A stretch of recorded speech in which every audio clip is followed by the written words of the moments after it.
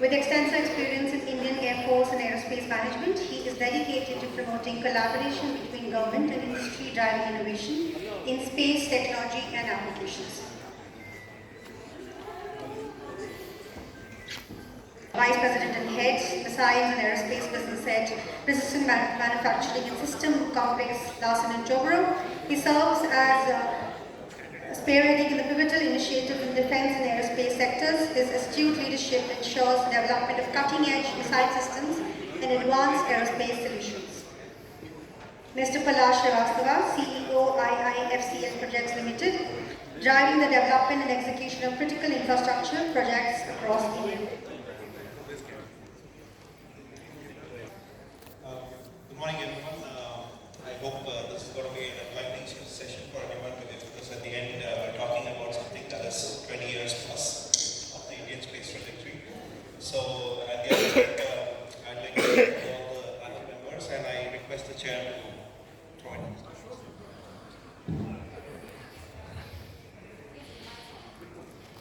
Thank you. I prefer to very good morning to all of you.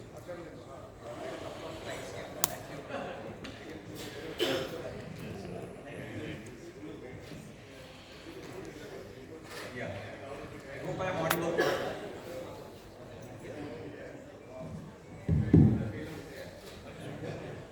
Thank you. Yeah. So can I have that first slide displayed? So, thank you. So once again, a very good morning to all of you. The organizers, ISPA, my co-panelists, moderator Dr. Narayan Prasad. Let me all welcome you to the first panel discussion of this conclave, which is on the Space Vision 2047. Just to give you a background for starting the discussion, over 1 year ago, about 1 year ago, our Honorable Prime Minister, Shri Narendra Modi ji, who is also the Minister in Space, in charge of space, had outlined a vision, a Space Vision 2047, including the milestones of a Bharatiya Antariksh space station by 2035 and the first Indian crewed landing on the moon by 2040. Over the past 1 year, the Department of Space has been keeping itself busy in formulating an integrated roadmap that is involving how to leverage the existing capabilities, how to evolve its capabilities with respect to technological capabilities, then planning a series of missions to sustain Indian human space flight through follow-on missions towards that vision, then planning a series of Chandrayaan-3 lunar exploration missions to again approach the goals outlined in the Space Vision 2047, and also orbiting a space station module in the near term along with docking. ISRO has been approaching this vision through the formulation of multiple projects and sub-programs, to incrementally advance towards this mission. So these ambitious and complex milestones are nothing short of a Herculean challenge, and indeed requires a whole of nation approach, entwining ISRO, Department of Space, the industry, the academia, and the national R&D laboratories. Now the journey towards this path has already begun when the government of India approved major projects in September of this year, including the development of the next generation launch vehicle, then a series of follow-on missions for Gaganyaan under the Gaganyaan program, then orbiting the first, and a series of precursor missions towards orbiting the first module of the space station within a period of 5 years, and a series of Chandrayaan and missions, the Chandrayaan 4 mission being the first in that series, which will emulate the journey to the moon, landing, and the safe return of a lunar module, including a lunar sample. With the space sector reforms and the newly announced national space policy, the stage has been set for the stage has been set for continuing this journey towards the space, achieving the space mission 2047. So this policy intervention have enabled the Department of Space, consisting of ISRO, New Space India Limited, which is a commercial public sector enterprise under Department of Space, and the Indian National Space Promotion and Authorization Center, to plan and implement this whole of nation approach. ISPA has also been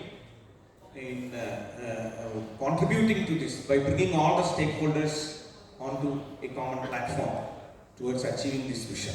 So with this brief background, can I go to the next slide? Yeah. So this is sums up in a nutshell what is the space mission and the constituents of that space mission. So with this brief background, I request the moderator of the discussion, Dr. Narayan Prasad, to introduce the participants, and my hearty welcome to my co-panelists, and we look forward to a very fruitful and insightful discussion. Thank you so much. So, thank you very much. We have a very interesting panel because we have almost anybody relevant for 2047 being present on the panel, represented by the defense, the regulator, the industry, the financing, and everything else. So it's a good panel to have. We'll open the panel by a common question and then go into individual questions with individual panelists. So, as an opening, I would request the panelists to talk about what should be India's goals for space exploration and development over the next 25 years, and how do they align with global trends. I mean, this is a common question because at the end, everybody comes from a different background here and a different perspective, and I believe this may be an interesting thought to have from each one of you. So, Dr. Jarathan, if you can go on. Good morning, everyone. Thank you for setting the stage for Space Vision 2047. I think last whosoever is in the research community and many of the scientific departments, not only that, the whole of government probably for the last 3 to 4 years, we have been very incessantly working on building the Vision 2047. And this has been happening. I think we all were part of many of these forums. And primarily they have been looking at every single scientific field that needs to be thought of for the 2047. Now, why we are looking at 2047 is that today India is brimming with lot of energy in the industry. There is a lot of mindset change in academia to do something which is more practical than the research, which is mostly was driven by the academic pursuits, and but they really want to do something which is practical and which is visible. Now, because of this advantage to the country that we are seeing today, the Vision 2047 was laid out, is being laid out right now. I think we are not yet set, the vision is fully there, and but more or less the contours are finalized. We thought that let's look at what we can do very well. We have very young generation supporting us, which is very talented, which is very aware. So now, what goes into space? Yes, launch vehicles, space situational awareness. I think we have talked about all these domains of space. And with respect to the defense, there are certain requirements which have to be dovetailed into the programs which are much more bigger. Now, having said that, there is a lot of requirement to think small. So when you make a big space vision, you have to divide it into the layers, and that is what we have been doing, the layers, which will they talk about the systems which go in the space, or the systems which take you to the space, and the systems which actually are on the ground, which are going to be monitoring all these things. Now, with each layer comes the responsibility that what is the kind of components required. And me heading this Directorate of Futuristic Technology Management at DRDO headquarters, we are looking at from the smallest component to the subsystem level to the system level and trying to see that the big roadmap, how do we convert it into the roadmaps which are more practical to implement. So we are laying down our research roadmaps, which we want to get it done with the academic experts in various fields, and they have been really coming forward to contribute to that. We have been looking at a small subsystem level. The subsystem level in a way that you get the industry along with academia, make them work together with the vision that yes, this subsystem can be qualified for the space kind of exploration. And also, you make the labs, the DRDO labs, work extensively with these people so that it becomes a system which can be launched. So that is what has been the plan, that how do we convert the big vision into the layers, and each layer, how do you target and bring these roadmaps to the reality.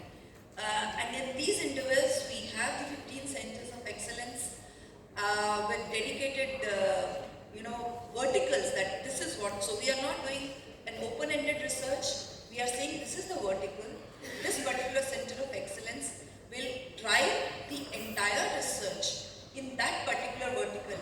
Let it be sensors, let it be the kind of payloads that you are looking at. You need to make from smallest chip to the entire component to the subsystem which will go on board, the integration part of it, the simulation part of it, and I think there are so many more topics which require to be taken care. So this is what we are looking at the time with respect to the plans which are for next 4 to 5 years.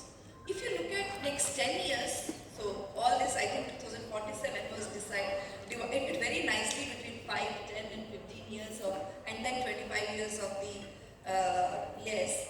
We are looking into the things which are more exploratory, which are going to be something on the next generation fuels or next generation engines or the alternative technologies to the present. So some kind of a two-pronged approach. You know what technologies are today available. You know what you want to do in next 4 to 5 years to get certain kind of capabilities. And the second approach is look at little bit more future. Something like new generation engines or fuels, what I already talked about, advanced manufacturing or new kind of materials, and set those vertical also going into the research domain. I think I will stop here and allow my co-panelists also to bring out. So certain things we'll talk as we go. Thank you. A very good morning to everybody here. Mr. Jayan Patil, Chairman ISPA, and General Hurt, DG ISPA, thank you so very much for the opportunity. It's great to be back at an ISPA event, feels like home. And so to answer the first and the general question, 2047 is kind of far.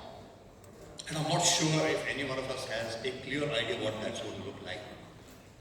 And but we must have a vision in place. We may not be able to break it down into things that are very practical in terms of outcomes, but we must have a broad vision. And I believe whether stated or unstated, we do have a vision in place. And if I may take a shot at that, I think India definitely intends to be one of the prominent players in space. We definitely would like to have space security and be resilient in being able to stake our place there. There is something called a space economy that is shaping, and I think India has already made it very clear that we would like to once again stake our share, because by 2047 or so, I think almost 1 in 4 of the human race will be Indian. And therefore, ISRO has got an absolutely superb 25-year technological roadmap that's already in place, and that gives us the directions for the research and development part. Now, in space, which is just about 2.5 odd years old, one of the initial things that the leadership decided was to take a look at what the next decade would look like, because that's a more foreseeable period. It is actually an extrapolation of the trajectories that already exist in place, and we would be able to place clearer outcomes on a 10-year bite than we might be able to do on a 25-year bite. So do it in little bites and move ahead, like Dr. Ranjana also mentioned here. And so there was a 10-month-long study with our partners in PwC, in which came up with the Decadal Vision Report, which is there on the website. And why a decade? One, because it is foreseeable. Two, because this decade is a critical period and a critical window of opportunity globally, and most certainly for India. And if you play the cards right, and if you do the things right, this decade is going to have its effects in a rolling, cascading manner for several decades thereafter. If you lose the plot now, you lose it for a very long time. And because both the global and the national currents and forces that are shaping things around us are in a particular way right now, and those are conditions to us. So the decadal vision itself, it translates into two principal missions, and that's the 10-year bite, and it actually also works over in the period after that. And what are those two principal missions? One can be put down in money terms, call it rupees, call it dollars, or whatever else. And that has been specified after the estimates and the mathematics has been done at about a $44 billion, starting from about 8.4 in 2022. So that's like a 5x increase over the coming decade. And that appears like a tall challenge, but I believe, with what I know now, that we are going to exceed that. The second part is the ecosystem, to create a robust and resilient ecosystem that will sustain this march. And that is the more important and the more difficult part, and that is where the whole of nation thing that the chair also talked about becomes so very important. And to an extent, it is not only whole of nation, it is also whole of the globe. Because the collaborations that were spoken about also in the fireside chat before this also are going to be very, very important to this. So let me just break it down. So this essentially comes down to what I like to call 4 C's for simplicity. The first is building capabilities. Capabilities mean technological capabilities to do stuff in space and to derive the benefits of what happens in space. 2 is capacities. It's one thing to have a capability in a laboratory. The second is to have the capacities to scale it up and to build it to where it is actually impactful. Third is capital, which is going to make all of this happen, and where do you generate that from?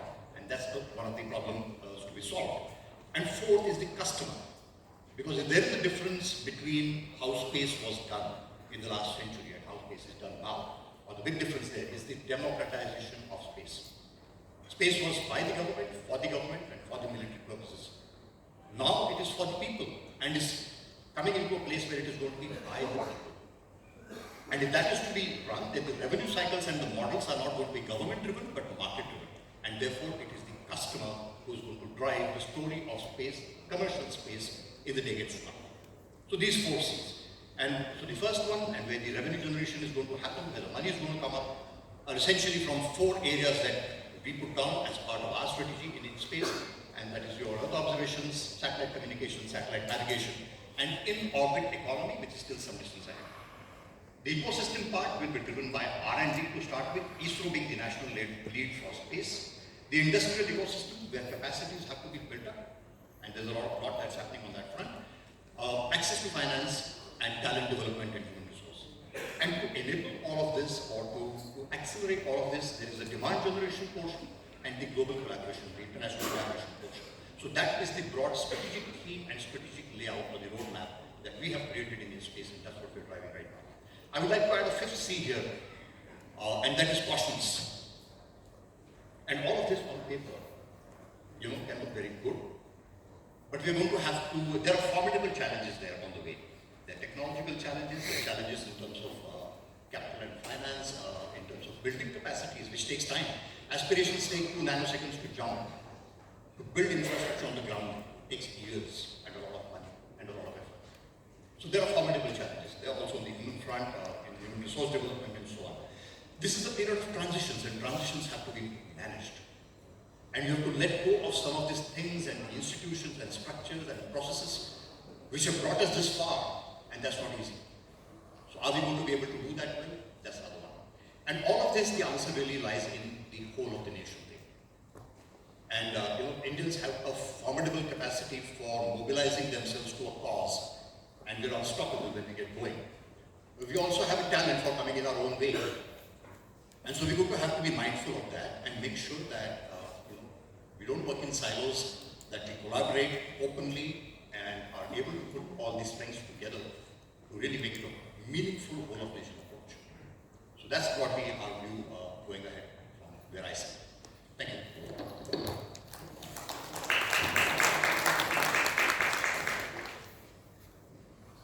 Yeah, morning, and it's an honor to be on the stage. We have always heard that a coin has two sides. And when it comes to space exploration in India, it is three-sided coin. And I will try to elaborate.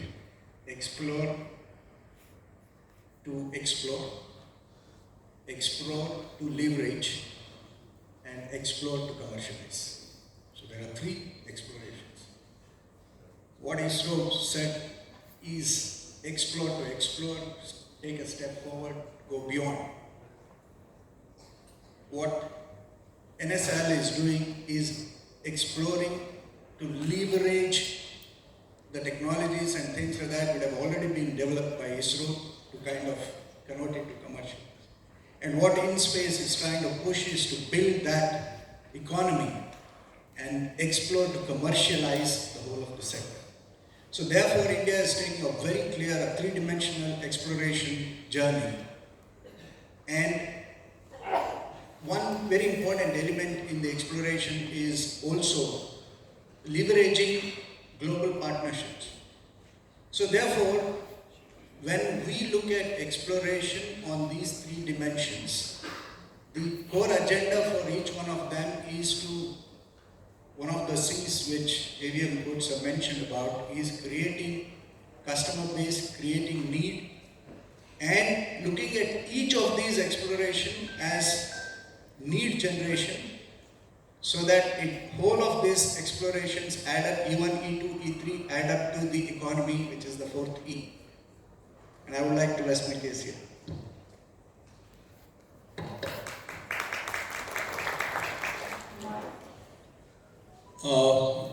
I think finance, capital, access to finance was mentioned by Avian also. Finance is something which seems to be a big concern, but really is not. If you look at driving it and making it flow in a particular structure. I'll give the illustration that we have come a long way from the time that Vajpayee ji actually drew those 4 lines on the map of India and called it the Swarnim Chaturbhuj or the Golden Quadrilateral. We were on a similar cusp. It is 1998 I'm talking of, and there were excitement around that there is technology which is there is a lot of research institutions had come up with some India-specific innovations, and there was a lot of interest in Indian infrastructure from overseas. Now we had all put it all together, but actually the compelling vision was in a very poetic fashion communicated to all the stakeholders in the ecosystem. And it was very clear, everybody, the Indian way, as Avian Court had mentioned, of mobilizing across all segments came about, and we see that from 5,700 crores, we are now looking at implementing 140 trillion US dollars, and I see that the space challenge is about 1.5 trillion in comparison. So I think as a financier who's actually seen a lot of it actually transform in one's lifetime, I actually feel very confident of our being able to meet the challenge. Of course, we'd have to have an ecosystem approach. We have our sell side in the sense that our financiers will have to be really taken into confidence, their capacities built, their appraisal mechanisms articulated. On the buy side also, there is to be a lot of capacity to access financing, and also from an overall policy perspective, some kind of impact investment and some kind of signaling in terms of policy thrust, which will have to be provided for. So I think these are exciting times, and I'd like to, of course, also refer to the fireside chat in the morning that if we set it upon ourselves, then we are the nation which is actually going to possibly be the front runner for tapping space for human benefit for the next 25 years.